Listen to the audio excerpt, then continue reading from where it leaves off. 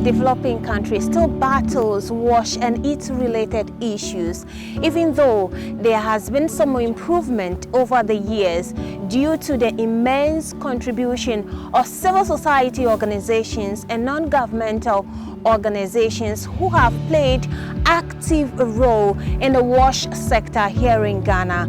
I am Jessica Ahedor.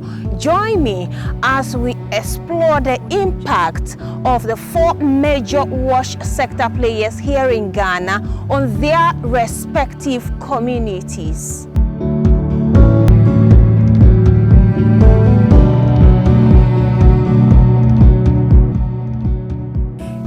Like many developing countries in the world, is also fraught with water, sanitation and hygiene challenges. These challenges comprise inadequate supply of safe drinking water to rural and peri-urban areas, irregular supply of potable drinking water, large water loss on the way to the consumer, and inadequate sanitation and wastewater infrastructure to satisfy the needs and the demands of the growing population. Though various strategies to ensure access to water across the country emerge, these measures are not reflective of the situation in many communities in rural and peri-urban Ghana.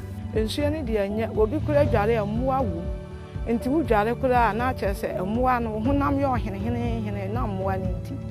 young dear, and Yakura, my young chili pa.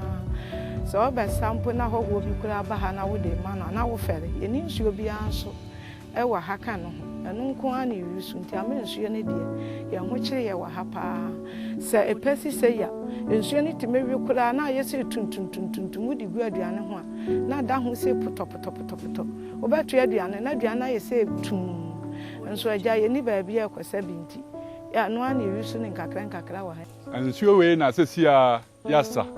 But first na sansunu ewo anim ho. Na asai okosa mboankwa na ya de ba hanum. Sesia we no na boa ye kakra. Na bet nsuo to a na apia wura abegum obeba condemn omobo condemn agya ayinu ntunturo no nyina na apia abegu nsuo no. Nsuo to a gise mba no ba no bi wura firi nsuo no nsa na omatimi asa nsuo na ba fie nsuo we na ye no.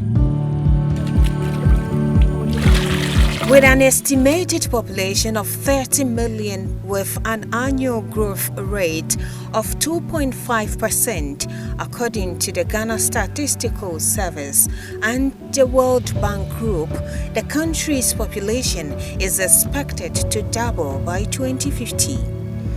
This means the current disparities that exist will deepen if the country does not prioritize wash and allocate resources equitably.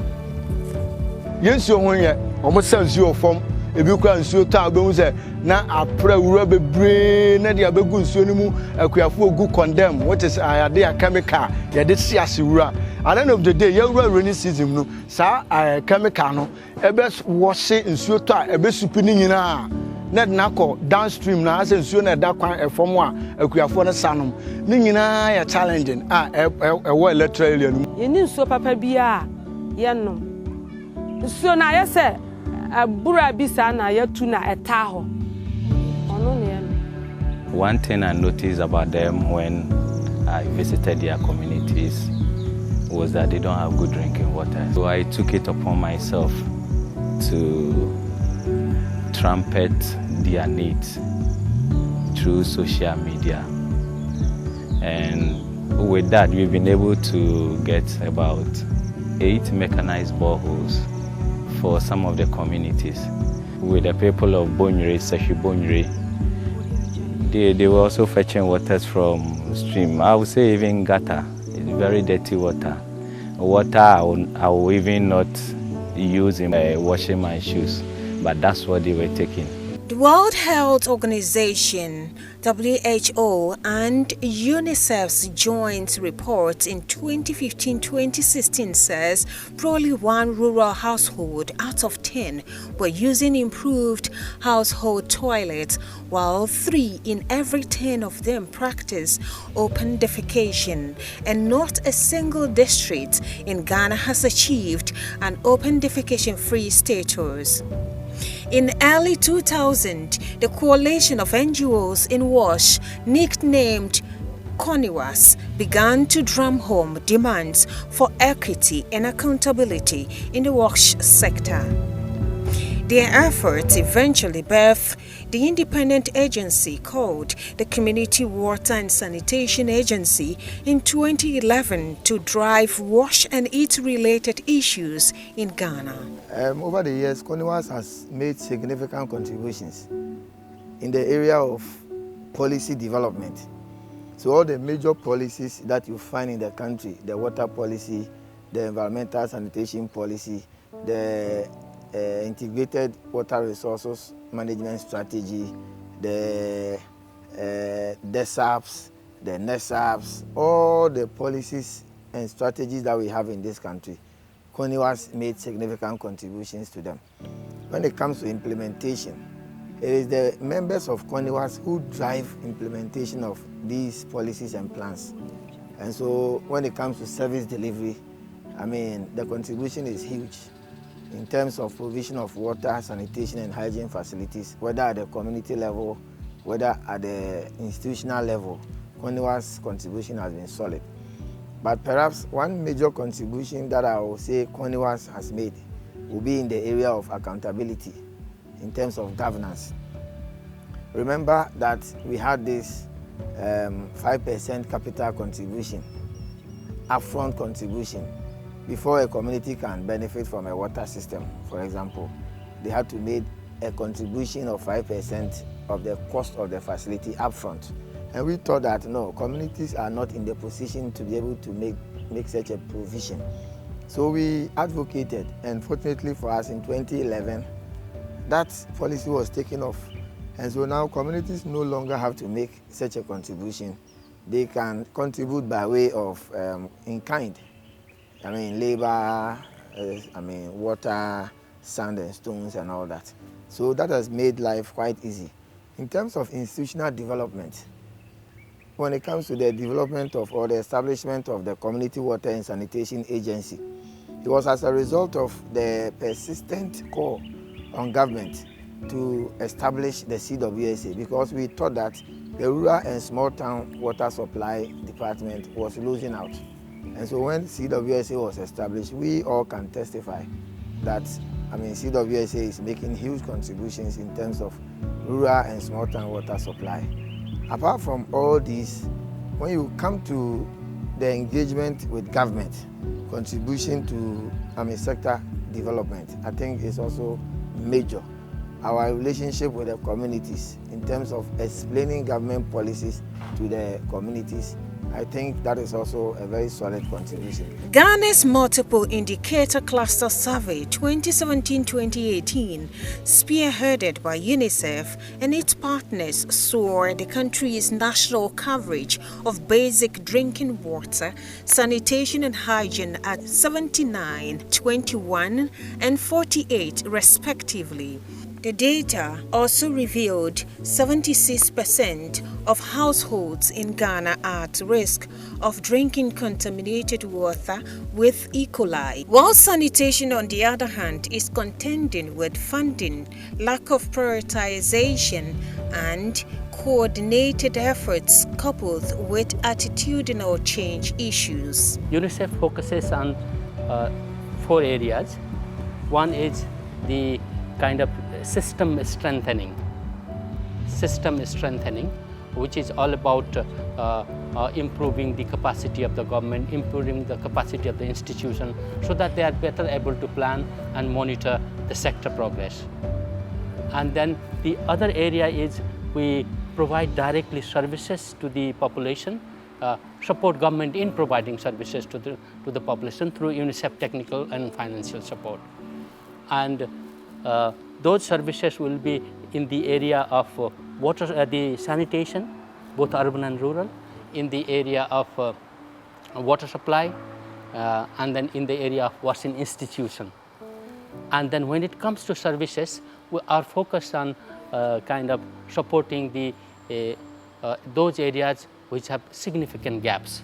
So our support in the last 5 years have been mostly in northern part of the country, where the gaps are significant, were significant at least at the point we started. And then we are also focusing in Volta and central region in the rural part of the country. So why we are there is because if you go back 2014 or 15, you will find that in northern regions, average between 80 to 90% of the population or household were practicing open defecation. And you can understand, if so many people practice open defecation, the manifestation of disease, diarrhea, and so forth, the impact on public health is going to be significant. It was significant. So over the last 5 years, a significant change has happened. We supported government in devising a implementation model called Rural Sanitation Model Strategy, which has the behavior change component, which leads to the demand creation for latrine, for example, and which has technical support to the district level environmental health officer, which has a component of training the artisan who can go and support families to build the toilet, and then also establishing small businesses who can do the business of toilet, in the sense that they provide service to the families who need to build the toilet or who want to build the toilet. And above all, support in monitoring the progress and see where are the gaps, so that the government, MMDAs can put more extra effort. So implementing this rural sanitation model strategy over the last 5 years, there has been a big shift in the north. The open defecation on an average has gone down by 20 to 25%. That's in five years, that's a big achievement. So likewise, we have also started seeing that urban poor areas also suffer from significant gaps. So we are also implementing, supporting government to implement urban sanitation program. We are modeling that approach similar to rural area in Tamale, Ho, and Asaiman. And from 2020, we have started in Cape Coast and Almina as well. Likewise, our support is also on washing institutions. According to WaterAid 2013 and WHO 2015 assessment of financing mechanism in the wash sector over the years shows that Ghana has enjoyed the support of external agencies in funding developmental projects in this sector. Domestic expenditure towards providing potable drinking water represents less than 0.5% of Ghana's gross domestic products (GDP), in contrast to the many commitments and international treaties signed. We really need to double up as a country in terms of our approach to addressing the water sanitation wash needs. It also means we have to be more serious with our investment in the sector. It also means we need to also strengthen collaboration, because when you look at water sanitation hygiene, it is really linked to all the other SDGs. We cannot talk of health without talking about water sanitation hygiene. We cannot talk of education. We cannot talk of the issue of poverty. So they are all linked. We can even not talk of the issue of climate change without looking at the issue of wash. So when you take every single SDG, you could see that water sanitation and hygiene is a fundamental to that particular SDG. So that has really been, so it has become the bedrock for us to really help deliver other SDGs. So we really need to, as I said, double up with our investment, double up with our collaboration, and double up with our approach. We shouldn't go by the normal approach of getting addressing this when we're really in the MDG era. But we need to really look at our approach that will help us to, as fast as possible, reach as many people, if possible, all the people in the country by 2030. Our vision is to ensure that everyone everywhere will have access to safe water and improved sanitation and hygiene by 2030. So that has been the vision that's guiding our strategy. And we do little and influence the rest. And what I just want to indicate is that we know government is the leader in terms of development. NGOs are there to complement the effort of government. So we are not government, that is one fact. So what we do is that based on our experiences and our documentation and our best practices, we influence government policy to ensure that government will really buy into that policy, that approach that will help us to really achieve our SDGs by 2030.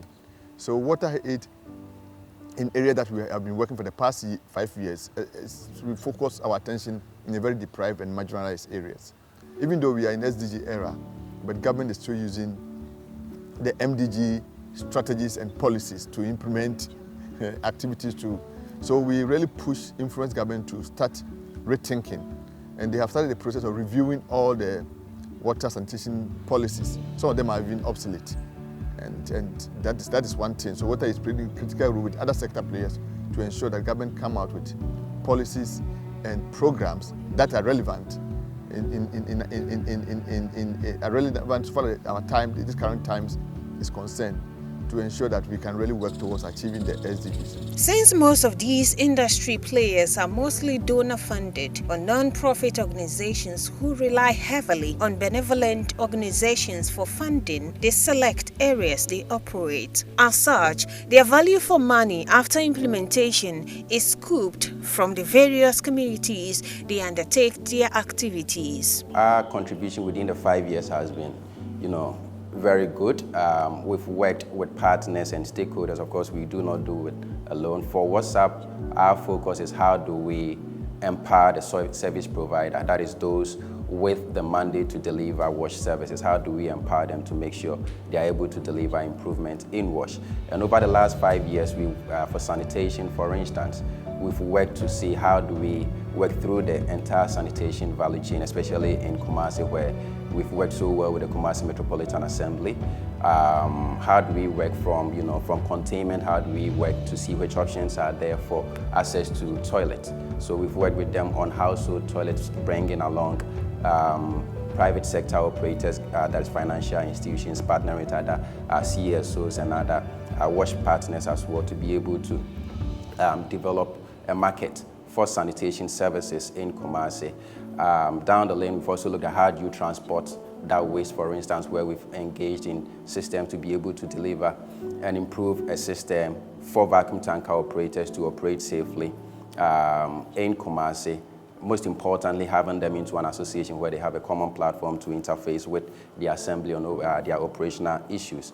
And down the chain again too, we've worked with the Kumasi Metropolitan Assembly on the rehabilitation of their waste treatment systems, for instance. So once you look at this, and we've conducted an extensive study on waste to resource on some of these facilities as well. So once you look at these things, then you realize the impact cuts across the entire sanitation value chain. And I think the culmination of these efforts, with the leadership of KMA and the other supporters, is the award that KMA won as the best metropolitan assembly in Ghana with the best sanitation liquid waste strategy in Ghana, which they had £400,000 award from that. And this is a culmination of all the work we've done with them, with the leadership of the assembly and other partners as well.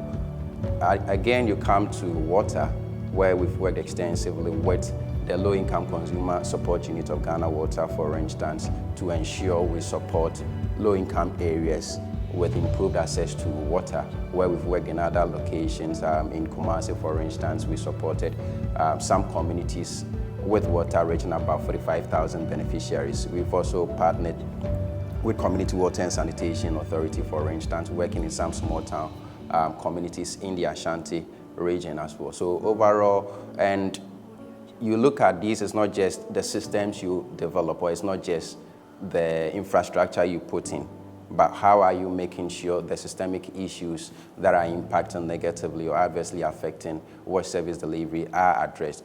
And for this, we are working with the Ministry of Sanitation and Water Resource, for instance.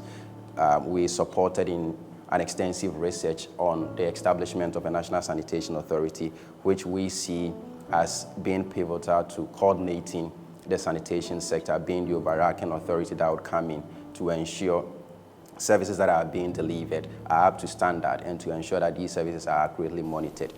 Although Ghana's wash sector has seen improvement over the years due to active participation of CSOs and NGOs, there are still inequalities that exist since these players are unable to cover the entire country due to financial constraints, lack of proper planning and coordination of programs aimed at improving sanitation at all levels in various institutions, while others cry for donor funding as a result of Ghana's quest to go beyond aid.